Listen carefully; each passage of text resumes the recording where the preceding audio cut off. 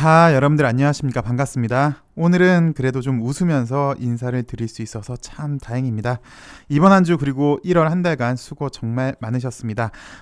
이번 주는 정말 최악이었던 것 같습니다. 매일매일이 검은 월요일, 검은 화요일, 검은 수요일, 검은 목요일. 그나마 오늘은 좀 진정을 해준 모습을 보였는데요. 지수가 반등을 하다 보니까 오늘은 애지간해서는 파란불을 찾아보기 힘든 그런 시장이었습니다. 그동안 과대 낙폭이었던 바이오의 매기세가 눈에 오늘 많이 띄었어요. 여기 바이오 쪽들이 상당히 좀 좋은 모습을 보였고요. 확실히 지수가 반등을 하니까 물론 하이닉스가 최대 실적을 냈다라는 얘기도 있었지만 여기 투톱이 좀 움직여준 하이닉스 3전이 좀 지수를 이끌어준 모습을 보여주고 있네요. 그런데 이번에 지수 하락할 때 코스닥이 전 세계 증시 하락률 1위를 했다는 소식이 들렸어요. 그 이유는 긴축 여파로 신흥국이 가장 큰 영향을 받으니까 아무래도 성장주가 많은 코스닥이 더 큰 피해를 보는 건 맞겠죠.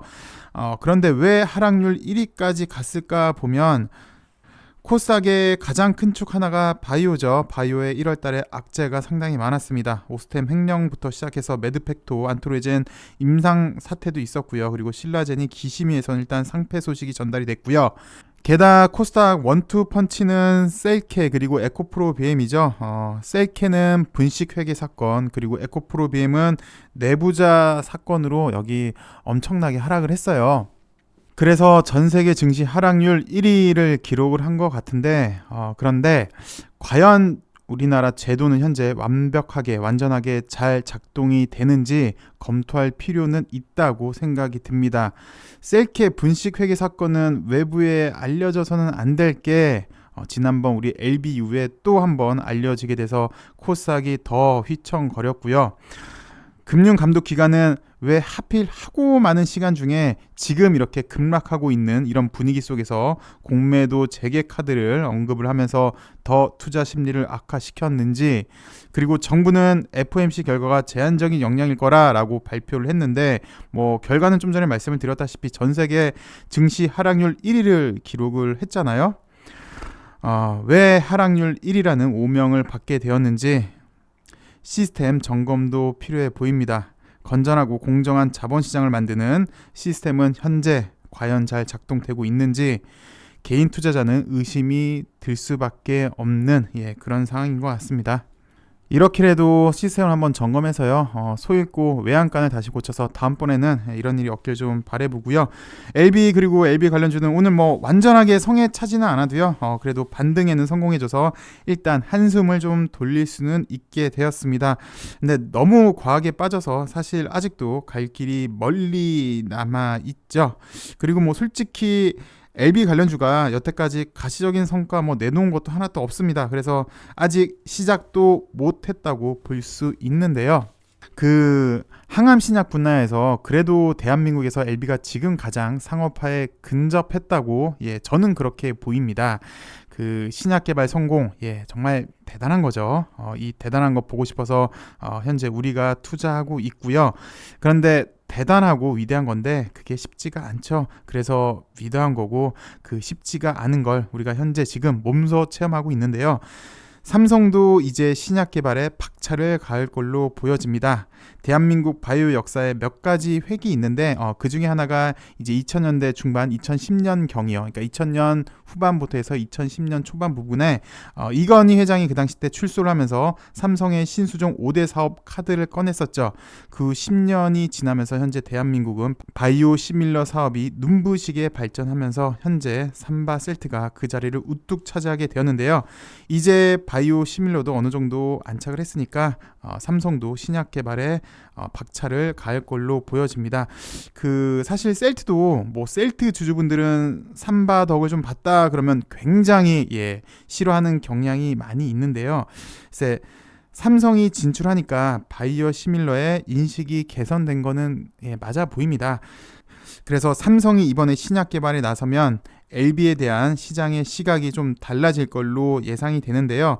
게다가 현재 삼성은 제2의 반도체 신화를 만들려고 지금 바이오에 많은 공을 들이고 있죠. 그래서 바이오 산업 전반에 관심이 가고 있는데요.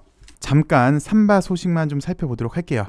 바이오 산업 새 전기 맞는 삼성, 복제약 넘어서 이젠 신약 개발로 향하고 있다라는 소식이 들렸는데, 삼성 바이오 에피스 지분을 삼성 바이오 로직스가 이제 전량 인수를 하게 되겠는데, 삼성 바이오 에피스 지분은 원래 삼바랑 그리고 바이오젠이 들고 있었어요. 근데 바이오젠 거를 삼바가 다 갖고 와서 그동안 아무래도 바이오젠이랑 같이 경영권을 참여할 수밖에 없었는데, 바이오젠이라는 걸림돌이 사라져서 신약 개발의 본격화가 전망이 된다고 합니다.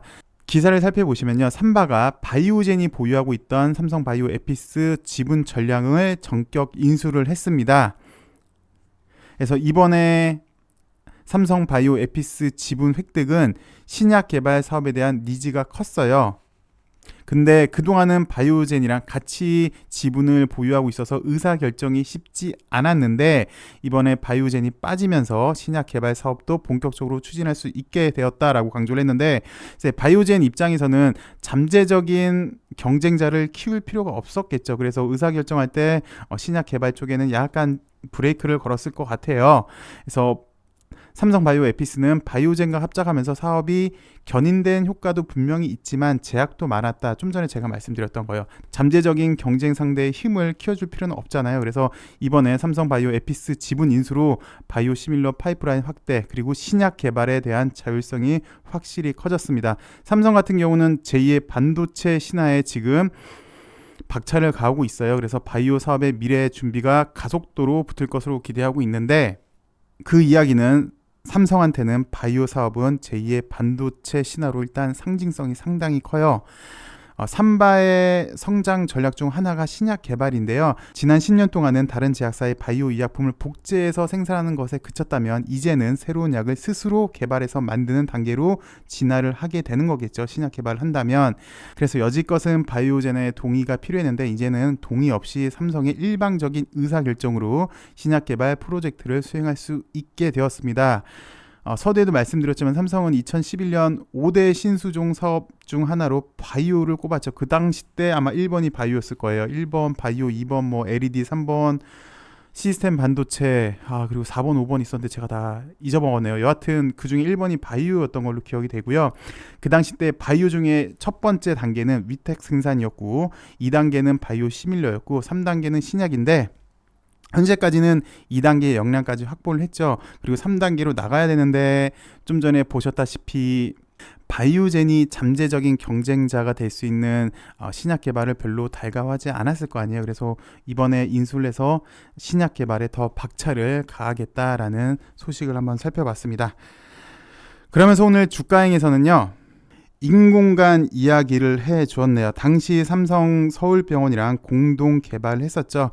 A생의 자회사 HLB 셀을 통해서 한 건데, 뭐 여기 이렇게 있으니까 여러분들 참고를 해주시고, 이제 여태까지 이야기를 좀 보시면 앞으로 성장성이나 시장 규모가 크니까 삼성이 나선 것으로 이렇게 보여집니다. 또 사실 동서고금을 막론하고 모든 인류의 꿈은 무병장수 아니겠습니까? 그걸 현재 지금 LB가 실현을 시켜주려고 노력을 하고 있습니다. 항암 부분에서는 1, 2, 3, 4세대 항암제 모두 보유를 했죠. 아필리아, 리보세라닙, 이뮤닉, 그리고 베리스모의 카티 치료제까지 항암 부분 이렇게 구성이 되어 있고, 위드 코로나 부분은 지금 뭐 성과가 안 나오고 있지만 백신, 그리고 유통, 그리고 체외 진단, 주사기, 알코올솜 등 여기 코로나 부속품까지 일단 이렇게 항암 그리고 위드 코로나 부분을 일단 체계화를 시켜놨는데요. 이렇게 개발하고 있는 것들이 우리 인류에게 행복을 선사해 주길 바라고, 그리고 LB의 이제는 가시적인 성과들 하나하나씩 나오는 걸 보고 싶네요. 설날입니다. 설날 연휴 여러분들 즐겁게 잘 보내시고요. 또 새해 복 많이 받으시고요. 또 건강하시고요. 저는 연휴 끝나고 더 좋은 소식으로 여러분들 찾아뵙도록 하겠습니다. 감사합니다.